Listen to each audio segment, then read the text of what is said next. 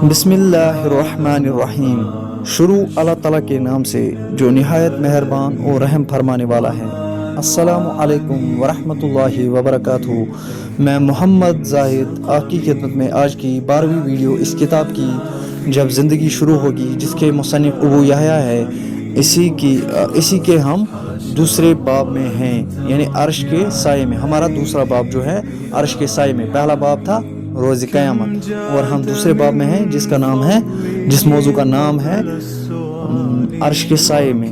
اسی کی ہم آج کی 12ویں ویڈیو لے کر آپ کی خدمت میں حاضر خدمت ہیں۔ تو چلیے کرتے ہیں شروع۔ بسم اللہ الرحمن الرحیم۔ مجھے بلند مقامات پر چڑھنے کا ہمیشہ سے شوق رہا ہے، لیکن شاید یہ میری زندگی کی سب سے عجیب بلندی تھی۔ یہ بظاہر بہت بلند اور آسمان تک اونچی تھی، مگر یہاں سے ہم زمین کو اس طرح دیکھ رہے تھے جیسے چند منزل ہی اوپر کھڑے ہوں۔ نیچے سے جو جگہ ایک چوٹی لگتی تھی وہ ایک ہموار سطح مرتفع تھی، تاہم اس ہموار زمین پر تھوڑے تھوڑے فاصلے پر بلند و بالا قلعہ نما تعمیرات بنی ہوئی تھی، تاہم ان کے ارد گرد کوئی دیوار تھی اور نہ ان میں دروازے ہی موجود تھے، اسی لیے باہر سے بھی اندر کا نظارہ کیا جا سکتا تھا۔ یہاں ہر طرف شاہانہ انداز کے خدم و حشم تھے، عالیشان تخت پر تاج پہنے ہوئے انتہائی باوقار ہستیاں بیٹھی ہوئی تھی۔ ان کے ارد گرد اسی شان کے لوگ شاہانہ نشستوں پر براجمان تھے۔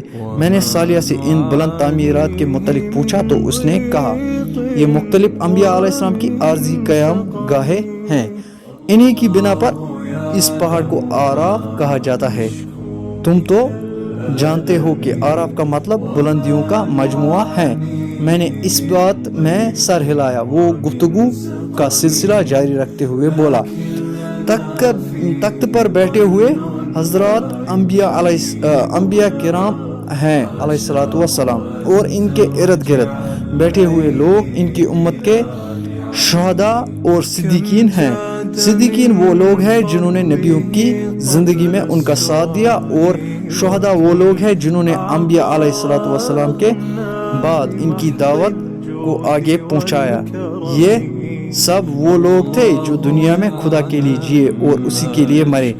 اسی کے صلے میں یہ لوگ آج اس عزت و سرفرازی سے ہمکنار ہوئے ہیں جس کا مشاہدہ تم اس وقت کر رہے ہو۔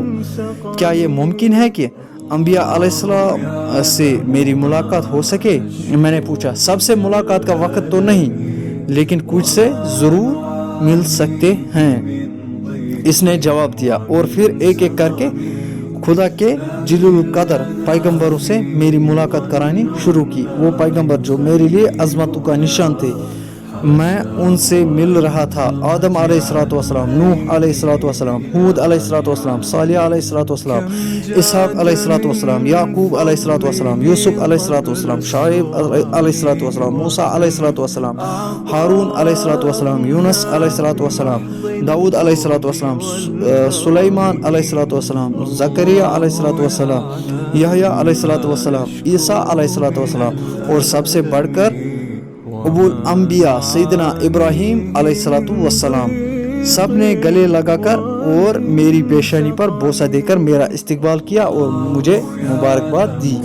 ان جلیل القدر ہستیوں سے کچھ گفتگو کے بعد ہم آگے روانہ ہو گئے، مگر مجھے دوران گفتگو یہ احساس ہوا تھا کہ یہ سب لوگ ایک نوعیت کے تفکر میں مبتلا ہیں۔ راستے میں سالیہ سے میں نے اس کی وجہ پوچھی تو وہ بولا، تمہیں نہیں معلوم اس وقت حشر کے میدان میں کیا قیامت برپا ہے؟ اس وقت ہر نبی علیہ السلام پریشان ہے کہ انسانیت کا کیا ہوگا۔ اللہ تعالیٰ کے عذاب کی شدت اتنی زیادہ ہے کہ ان انبیاء علیہ السلام میں سے کوئی بھی نہیں چاہتا کہ اس کی امت عذاب الہی کا سامنا کرے۔ وہ چاہتے ہیں کہ اللہ تعالیٰ لوگوں کو معاف کر دے، مگر سر دست اس کا کوئی امکان نہیں۔ ایسی کوئی دعا کی جا سکتی اور نہ اس کی اجازت ہے۔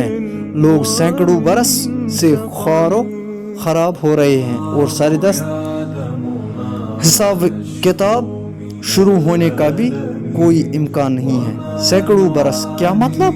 ہمیں تو اندر آئے ہوئے بمشکل 1-2 گھنٹے گزرے ہوں گے۔ میں نے چونک کر تعجب سے کہا، یہ تم سمجھ رہے ہو آج کا دن کامیاب لوگوں کے لیے گھنٹوں کا ہے اور باہر موجود لوگوں کے لیے انتہائی سختی و مصیبت کا ایک بے حد طویل دن ہے۔ باہر صدیاں گزر گئی ہیں مگر تم ابھی یہ بات نہیں سمجھو گے، اس نے وضاحت کرتے ہوئے جواب دیا۔ میں اس کی بات کو ہضم نہیں کر سکا مگر ظاہر ہے میں جس دنیا میں تھا وہاں سب کچھ ممکن تھا اور نہ جانے اور کتنی تعجب انگیز باتیں میرے سامنے آنے والی تھی۔ اسی کے ساتھ آج کا یہ موضوع اختتام کو پہنچا۔ اپنے میزبان محمد زاہد کو دیجیے اجازت۔ انشاءاللہ اگلی ویڈیو میں یعنی 13ویں ویڈیو میں آپ سے پھر ملاقات ہوگی۔ تب تک کے لیے اللہ نگہبان، اللہ حافظ، السلام علیکم ورحمۃ اللہ وبرکاتہ۔ الله يعلم ما نشكو من الألم وما نعانيه من ضيق ومن سقم، لكن لنا